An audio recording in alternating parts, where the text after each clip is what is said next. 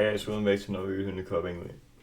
In today's episode will obviously be episode 2, and I'll be talking about how Liverpool got back on track versus West Ham because we obviously need that win. And I'm sitting in a away shirt to celebrate because now I can finally wear it with pride because we won a match. So yeah, let's do it. But first I have to say, what a performance.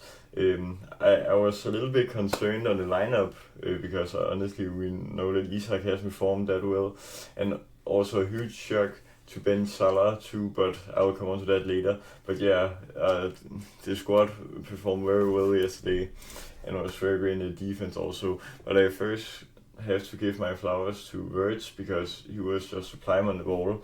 I think the only bad thing he did in the game was the finish he got in the first half where he just shot it straight at the keeper. And I don't think you can blame him for that because his movement on and off the ball was just very great yesterday. And he was a lot more free on the flank compared to when he's in the midfield. So I don't know if it's the thing to continue with Salah on the bench or what we will do. But yeah, I guess we will only tell with time. But yeah, Isak also got his first league goal for us. Obviously, so massive. Obviously, it's December now. Well, it wasn't in the day the game I played, but it was a long wait we had for his first league goal. But now I think the goals can keep flowing in for him, especially if the team continues. But yeah, he was also very great in the match, not only the goal, especially compared to his other games where he has maybe just looked tired. But yeah, I think he worked for the goal yesterday, and that's just so nice. And then obviously I'd also say it's a very hard goal to score. You can see he gets the ball here in the middle of the box, maybe around that, but he has to shoot through maybe 3 or 4 West Ham defenders plus obviously pass Areola. So I think it's a very great finish. Also, it's a first timer on a cross from Gakpo, so that just makes it even harder, but he just controls it in the bottom of the corner, in which when he took the shot, I didn't believe that he could score from this angle, but he did, and I'm so happy because we needed him to get flowing with the goal scoring, because in the last 2 Premier League seasons he obviously had 20 plus goals in them both. I don't remember how many he had from 2 seasons ago, but I think last season he had 21, which obviously is the second highest behind Salah that season, or maybe it was 23, but yeah, you get my point. He was the second top scorer last season, and then obviously Cody Gakpo. Now I just realized I put the text in the picture, but I don't think we have to think about that, obviously. But now Cody, he just was very great yesterday.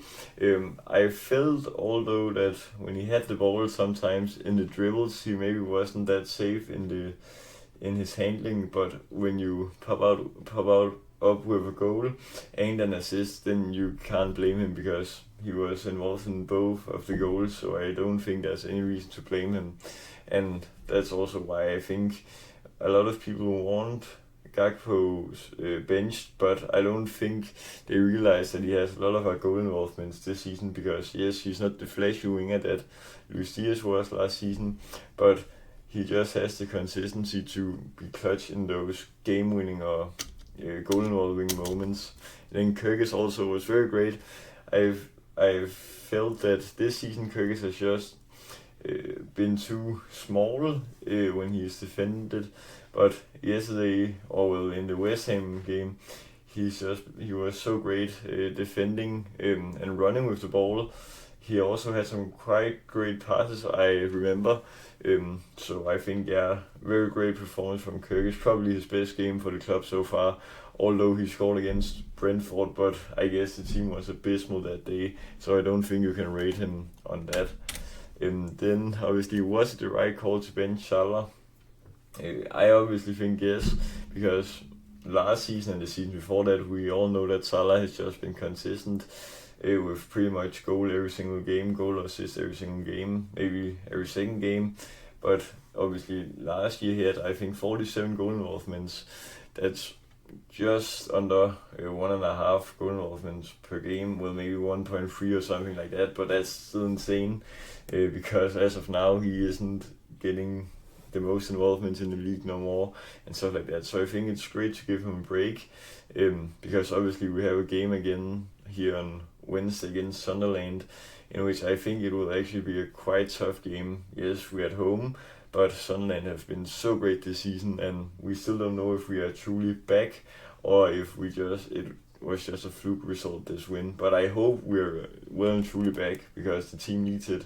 We can't be under mid table, or well, now we're top 8, but if we hadn't won against West Ham, then we'd still been behind the top 10. So I think it was a massive win also for the table. And now obviously the stats, which prove that we deserve to win. West Ham had 0.3 xg and we had 1.25, so we have 4 times as much there. Obviously quite close to being 50-50 in possession. Well, we have 56% and they had 44. They only had 7 shots and 0 on target. We had 9 shots and 5 on target, so we were the much better team in the offense when the chances came. Obviously they had quite many corner kicks, but I think that's also because Konate just cleared the ball out in a lot of instances.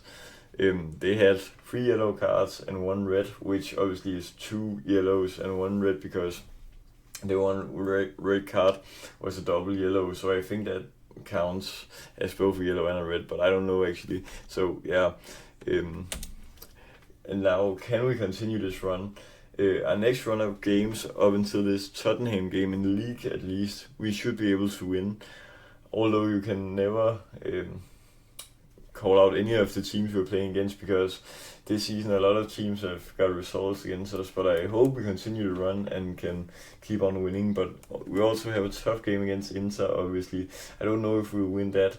But yeah, on the other side of New Year's, we have an away game at the Emirates against Arsenal. That will be so tough. I don't know what to expect there, but we have a quite great holiday fixture congestion here. So I hope we can win a lot of those games. And then obviously what to do with Konate, because yes, we kept a clean sheet against West Ham, but I think he was a bit too unsure and unsafe in a lot of situations where he just kicked it out to a corner and throw-ins, because that was obviously what cost us against Forest, him conceding an unnecessary corner. But I think if he can build the confidence, then maybe he can be back at his best.